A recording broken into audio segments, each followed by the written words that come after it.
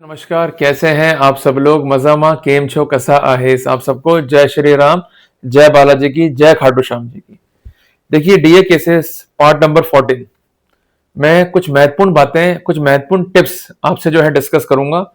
और ये टिप्स ना तो मेरे बनाए हुए, ना किसी काउंसिल के बनाए हुए हैं। बेसिकली जो गाइडलाइंस आती है सुप्रीम कोर्ट की, हाई कोर्ट की, उसको हम लोग पढ़ते हैं, ऑब्जर्व करते हैं और कैसे फायदा मिले एक इनोसेंट अक्यूज को, इस पर हम लोग जो है चर्चा करते हैं। देखिए, कानून भी ये कहता है कि हर एडवोकेट का ये ड्यूटी है कि वो अपने भी क्लाइंट को लिटरेट करे और ऐसे लोग जो जुड़े हुए हैं कंसर्न प्रोफेशन से उन्हें भी लिटरेट करे, और ऐसे लोग जो परेशान हैं, लिटिगेशन को लड़ रहे हैं, उन्हें राह नहीं मिल रही है, उन्हें भी लिटरेट करे। तो मैं तो सिर्फ अपनी ड्यूटीज निभा रहा हूं, पर आपको मेरा साथ देना पड़ेगा भाई। अगर साथ नहीं दोगे तो मेरा जो फर्ज है वो अधूरा रह जाएगा भाई। क्लियर है? तो हमें खुद भी लिटरेट होना है, क्लियर है बात है, दूसरे को भी करना है। तो आपका फर्ज क्या है कि जो मेरा कंटेंट है वो पहुंचाए लोगों तक, ताकि लोग उस कंटेंट को ऑब्जर्व करें, अपने आप को लिटरेट करें और जो मुसीबत में वो लोग हैं उससे वो बाहर निकल सके। साथियों, जो मामले हैं डीए के, उसमें जो बेसिक कॉन्सेप्ट है वो है स्क्रूटनी प्रोसेस। पर ये लोग क्या करते हैं, घर में आ जाएंगे हमारे और शुरू कर देंगे छाना बीनी। और क्या लिखेंगे भाई, ब्लाउज इतने मिले इतने रुपए, इतने मिले पेटीकोट इतने रुपए के। अगर प्रोसिक्यूशन है चाहे डिफेंस है, कर्तव्य दोनों के हैं ये मानना कि अक्यूज जो है innocent. We cannot assume the accused as culprit. मैंने कई बार देखा है पीपी भी आर्गुमेंट करते कि साहब ये दोषी है, बेईमान है, इसको जेल में डाल दो। क्यों डालते मैं जेल में? क्यों डालते जेल में? सिर्फ इसलिए कि आपके पास एक चार्जशीट है। The chargesheet could not take place of proof. Chargesheet को भी जो है प्रूव करना पड़ेगा। अगर चार्जशीट जो है प्रूव नहीं है तो ऐसे सिनेरियो में इनोसेंट अक्यूज को आपकी गलतियों का, आपकी मूर्खताओं का परिणाम फेस नहीं करना पड़ेगा। इस बात को जो है ध्यान में रखना पड़ेगा प्रोसिक्यूशन को। और इसमें एम्पल जजमेंट भी है ऑनरेबल सुप्रीम कोर्ट के, ऑनरेबल हाई कोर्ट के, इसमें बार बार कहा गया कि चार्जशीट जो है प्रूफ नहीं है, yet the charge sheet is required to be proved and even the court could not act as a mere mouthpiece of the prosecution. The court could not act as a mere spectator on the charge sheet. Court को भी अपना mind apply करना होगा और ये find out करना होगा कि सही क्या है, गलत क्या है। क्लियर है बात है? तो कुल मिलाकर के जजमेंट है ऑनरेबल सुप्रीम कोर्ट का दिनांक 4 दिसंबर 2024 का। इसमें क्या कहा ऑनरेबल सुप्रीम कोर्ट ने कि जो मामले हैं डीए के, खासकर स्क्रूटनी के मामले, the mechanical approach could not be adopted by the agencies. अगर उनकी अप्रोच जो है मैकेनिकल है, the proceedings are liable to be discarded. इसमें कैसे लाइफ खराब हुई एक इनोसेंट पब्लिक सर्वेंट की, कि उसकी इनकम को रख दिया रिकॉर्ड पे, वाइफ की इनकम को हटा दिया, असेट थी, एक्सपेंडिचर थी, अब एक्सपेंडिचर बढ़ गया, असेट बढ़ गया, क्योंकि उन खर्चों में और उन असेट में जो वाइफ के खर्चे हैं, जो वाइफ की असेट है वो भी शामिल थी।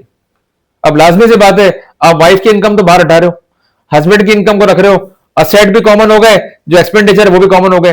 तो लाजमी सी बात है कि जब खर्चे बढ़ गए, असेट बढ़ गई, तो ऐसे सिनेरियो में इनकम आ जाएगी लोअर साइड पे। Apparently the concern innocent person could be booked for the disproportionate of asset case. तो इसने कोर्ट से दरख्वास्त करी कि मेरी वाइफ की इनकम है, वाइफ जो है मेरी योगा क्लासेस चलाती है, वो आईटीआर भरती है, उसकी इनकम क्यों ऐड ऑन नहीं किया गया? तो कोर्ट ने कहा कि जहां पुख्ता प्रूफ है, आईटीआर से इनकम ऐड नहीं कर रहे हैं, तो प्रोसेस जो है मैकेनिकल है। तो कोर्ट ने वाइफ की इनकम को ऐड ऑन कर दिया और अक्यूज को जो है डिस्चार्ज कर दिया। क्लियर है? तो कुल मिलाकर के हमें एक ही बात जो है समझने को मिलती है, सीखने को मिलती है, the scrutiny process can not be mechanical while examining the entire asset, income and expenditure. तो जब भी आप लोग केस को फाइट कर रहे हैं, बगैर घबराए, सबसे पहले ये ऑब्जर्व करें कि क्या क्या इनकम रिकॉर्ड पे है, क्या क्या इनकम जो है इन्होंने हटा दी है। अगर इनकम हटा दी है तो हम ये स्पष्ट कह सकते हैं कि इन्होंने ओमिट किया है इनकम को डेलिबरेटली।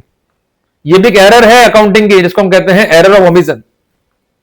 क्लियर है बात? है कई बार ये लोग क्या करते हैं, डेबिट जोड़ते हैं क्रेडिट में या वाइस वर्सा, इससे भी अकाउंटिंग हिल जाता है। ये लोग क्या बोलते हैं कि साहब वहां जुड़ गया, यहां से हटा दिया, यहां नहीं जोड़ेंगे तो वहां जुड़ गया। जब भी सिनेरियो जो है अमल में आएगा तो ऐसे सिनेरियो में अकाउंटिंग जो है डिस्टर्ब होगी, नुकसान जो है खाना पड़ेगा इनोसेंट लोग से। क्लियर है बात? है तो इसलिए बार बार मैं कह रहा हूं कि आप फाइल को पूरा पढ़ो, इनकम की हेडिंग्स को देखो और ऐसी हेडिंग जो छोड़ दी गई है उस पर जोड़ दो। इसी प्रकार देखिए एक्सपेंडिचर को, कि ऐसी एंट्री जो नहीं होनी थी एक्सपेंडिचर में, क्या वो हो तो नहीं गई है? कई बार ये जोड़ देते हैं आपके टैक्स को भी एक्सपेंडिचर में, जबकि टैक्स एक्सपेंडिचर नहीं है। स्टैंप ड्यूटी को पे करना एक्सपेंडिचर नहीं है। और कई बार ऐसा भी होता है कि जो आपकी असेट है उसकी जो वैल्यू है ये लोग जोड़ते हैं खर्चों के अंदर भी। उदाहरण के लिए आपके पास 2 लाख रुपए, आपने ले लिया एक असेट या कार खरीद ली, तो 2 लाख की एंट्री मांगेंगे असेट के अंदर भी, पर चूंकि लिखेंगे ये खर्चा भी है, तो उसकी एंट्री कर देंगे एक्सपेंडिचर के अंदर भी। तो जब भी हम पढ़ रहे हैं इनकी चार्जशीट को या इनकी सर्वे रिपोर्ट को, तो ये कुछ बेसिक गलतियां हैं, कुछ बेसिक स्थितियां हैं जिसको हमें ध्यान में रखना होगा, otherwise we might be in the hot water और हमें महानुकसान जो है खाना पड़ेगा। एक प्रॉपर अकाउंटिंग हमें जो है जीत दिला पाएगी। और जब भी आप लोग खुद की अकाउंटिंग में करें तो जो नियम कायदे कानून है उसको ऑब्जर्व करते हुए करें, ताकि हम एक इफेक्टिव पक्ष जो है रिकॉर्ड पे रख सके। जल्दी मिलेंगे एक नए अध्याय में।